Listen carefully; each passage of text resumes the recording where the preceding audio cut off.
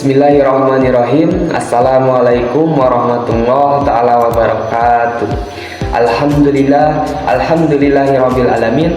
Wassalatu wassalamu ala asrofil anbiya'i wal mursalin wa ala alihi wa sahbihi ajmain. Amma ba'du. Pertama-tama marilah kita panjatkan puja-puji syukur kehadirat Allah Subhanahu wa taala yang mana telah melimpahkan rahmat dan karunia-Nya sehingga kita dapat bertemu pada kesempatan kali ini dengan keadaan sehat walafiat. Sholawat teriring salam semoga tercurah limpahkan kepada junjungan kita semua, yakni Habibana wa Nabiyana wa Maulana Kangjeng Nabi Muhammad Sallallahu Alaihi Wasallam. Tak lupa kepada keluarganya, kepada sahabatnya, kepada tabi'in atba'u tabi'atnya, hingga sampai kepada kita semua selaku umatnya. Sebelumnya, perkenalkan, nama saya Dede Abdullah. Saya adalah salah satu mahasiswa dari STAI Bakti Persada Majalaya Bandung. Sahabat semua, di era digital saat ini, manusia sangat bergantung pada teknologi informasi dan internet. Namun, dengan kemajuan teknologi tersebut menambah tantangan baru dalam bidang hukum.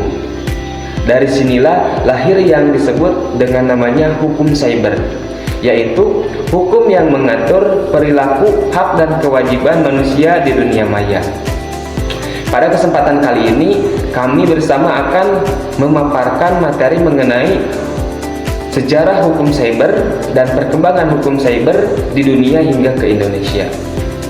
Melalui materi ini, kita akan belajar bagaimana munculnya dan lahirnya sejarah dan perkembangan hukum cyber di berbagai negara, serta bagaimana penerapan hingga perkembangannya hingga masuk ke Indonesia.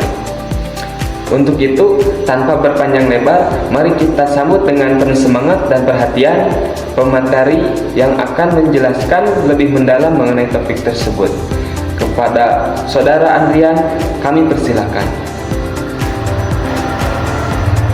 Assalamualaikum warahmatullahi wabarakatuh. Baik, terima kasih kepada Saudara Dede Abdullah telah memberikan saya kesempatan untuk menjelaskan beberapa materi tentang hukum cyber dan sejarah hukum cyber di dunia dan di Indonesia.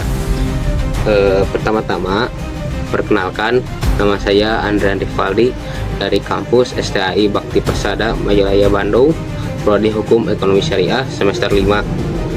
Di sini saya akan menjelaskan sedikit materi tentang hukum cyber dan sejarah hukum cyber di dunia dan di Indonesia. Nah, apa sih hukum cyber itu?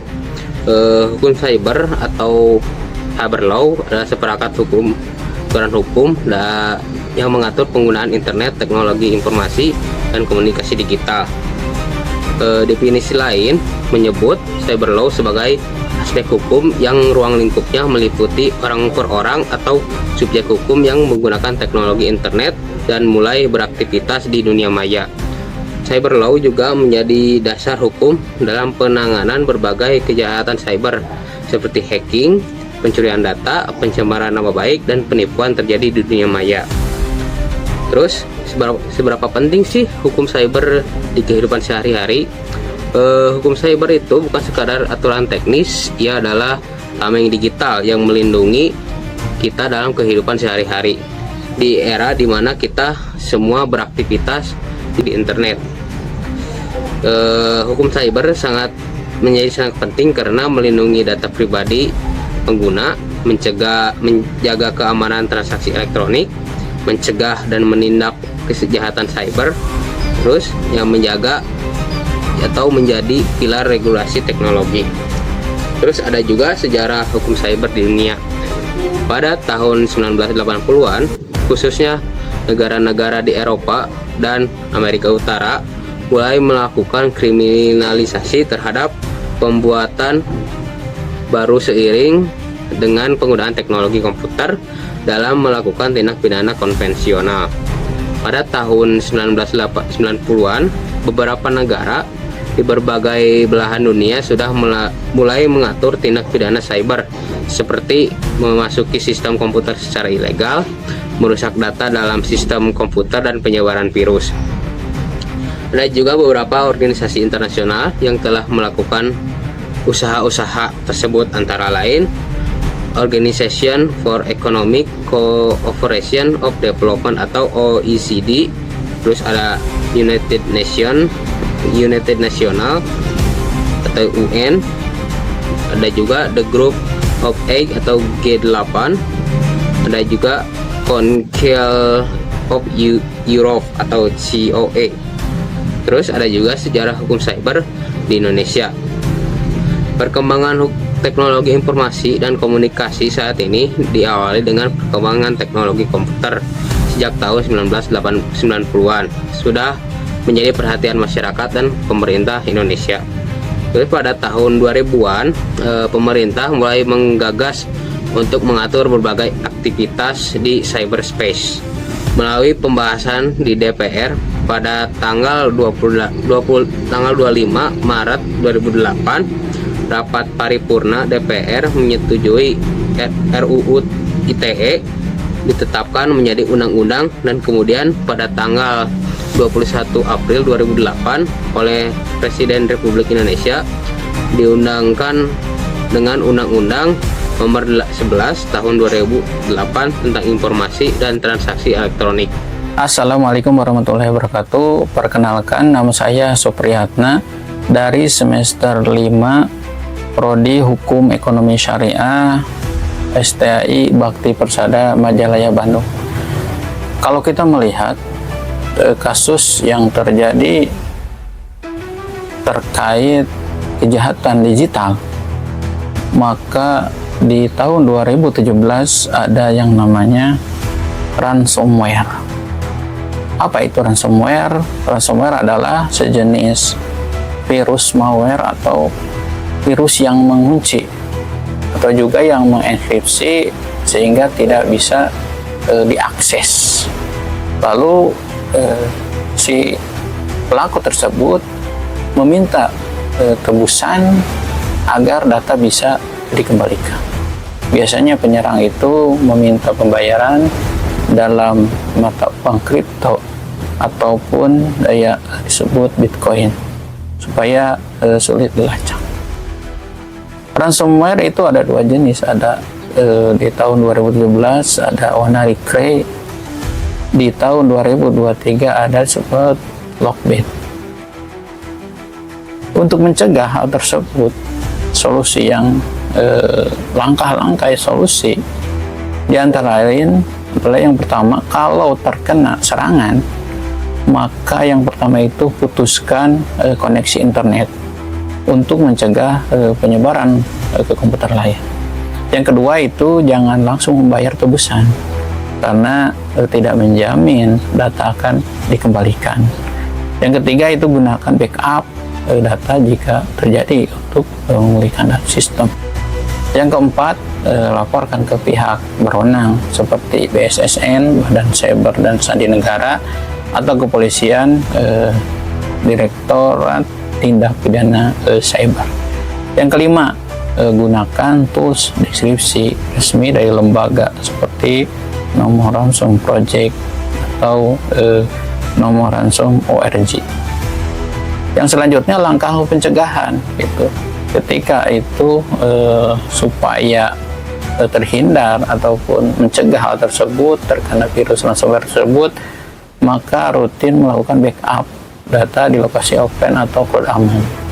Yang kedua itu berbagai sistem dan software secara berkala atau update patch keamanan. Yang ketiga, gunakan antivirus atau anti malware terpercaya. Yang keempat, hati-hati dengan email atau juga link yang mencurigakan. Yang kelima itu gunakan autentik ganda untuk akun yang penting. Yang keenam, edukasi pengguna tentang keamanan cyber. Ransomware adalah ancaman serius di era digital yang menargetkan data sistem penting. Kunci utama untuk melindungi diri dari serangan ransomware adalah pencegahan, bukan pemulihan. Dengan disiplin keamanan digital dan backup yang rutin, kerugian akan serangan tersebut dapat diminimalkan. Di era digital ini yang serba cepat, internet telah menjadi bagian penting dalam kehidupan kita. Melalui internet kita dapat belajar, bekerja, berbisnis, dan berkomunikasi tanpa batas dan ruang. Namun, di balik kemudahan tersebut, terdapat berbagai resiko kejahatan cyber, seperti penipuan online, pencurian data, peretasan, dan penyebaran informasi palsu. Oleh karena itu, marilah kita bersama-sama menggunakan internet dengan bijak dan bertanggung jawab. Gunakanlah media digital untuk hal-hal yang positif, hindari menyebarkan hoax, jaga etika dalam berkomunikasi, serta pahami dan patuhi aturan hukum cyber yang berlaku di Indonesia, seperti Undang-Undang Informasi dan Transaksi Elektronik atau Undang-Undang IT. Sekian. Alhamdulillah, demikianlah pemaparan mengenai materi sejarah hukum cyber dan perkembangan hukum cyber di dunia dan di Indonesia.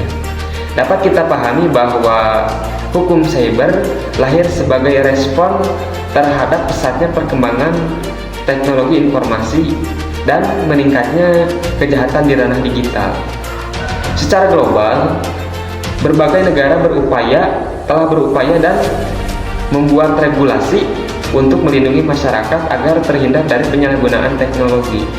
Di Indonesia sendiri, lahirnya Undang-Undang ITE yang menjadi tonggak penegak hukum di ranah digital.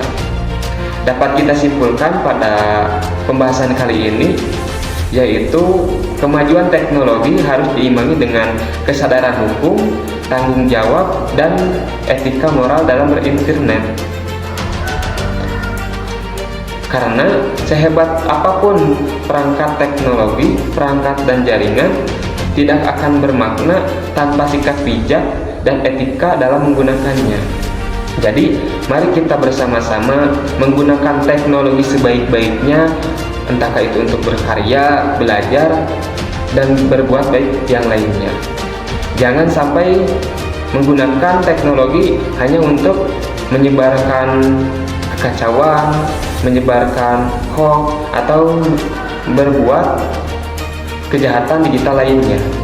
Mungkin pada kesempatan kali ini hanya itu yang dapat kami sampaikan. Mohon maaf atas segala kekurangannya. Mudah-mudahan dengan kita mempelajari, mendalami pembahasan mengenai hukum cyber, kita dapat lebih bijak menggunakannya. Wassalamualaikum warahmatullahi wabarakatuh. Nah, untuk teman-teman semuanya yang ingin bergabung atau menjadi mahasiswa STAI Bakti Persada Majalaya Bandung, silakan hubungi nomor di bawah ini atau ke sosmednya, Instagram ada STAI Bakti Persada Majalaya Bandung. Di sana ada informasi lebih lanjutnya, atau mau ke kampusnya langsung yang beralamat Jalan Bebedahan, Pasir Angin, Desa Talun, Kecamatan Ibun, Kabupaten Bandung di Jawa Barat. Atau mau cek di mana lokasinya, langsung saja ke Google Map, cek aja STAI Bakti Persada Majalaya Bandung. Nah, untuk mau yang bergabung silakan datang saja atau hubungi Instagram, DM, atau di TikTok juga ada. Terima kasih, sekian, wassalam.